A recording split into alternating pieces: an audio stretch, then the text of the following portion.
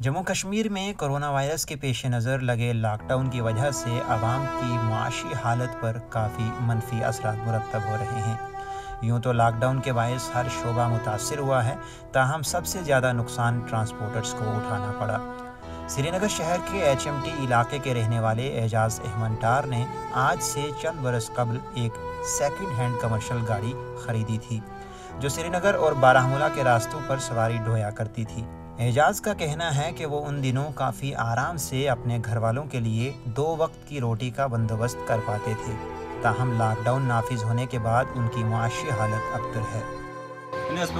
मजूर अपर बकाया अड़ान स्कूल वाले ट्यूशन वाले पे पकन क्या तूत गुजार कहें अगर रोपये 2 हथ खर्चा लॉकडाउन ब्रो वनस पे 100 रुपये खर्चा गरस हतस कर क्या अयाल तुंद सोचन मदद कर पतम लट वो दोप यूनियन वालों त्रोमुत क्या फंडस समन हसा वोतमुत यूनियनस फंडस तो यह वात ड्राइवर मगर वो अगर तमो रोटमुत सह नीव तमो पन्न गरन वोत नसे।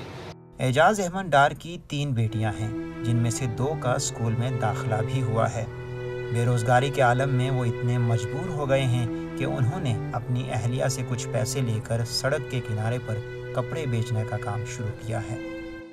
सारे पता कि क्या सारे वनस मज तथ तुलमुत टर्न हवा नीर अगर वो गरकन वो गाड़ी कुनो मारान दपान तम सोन कुन यार वनस वन खटन पोन कन पे कोर गुजार मतलब कि पे रेडी मेडस पे पे बापार माल और वेन तक अत रुपये 4 खसान दोस किराए तो पे माल बापार 2-3 वे पे गुजार।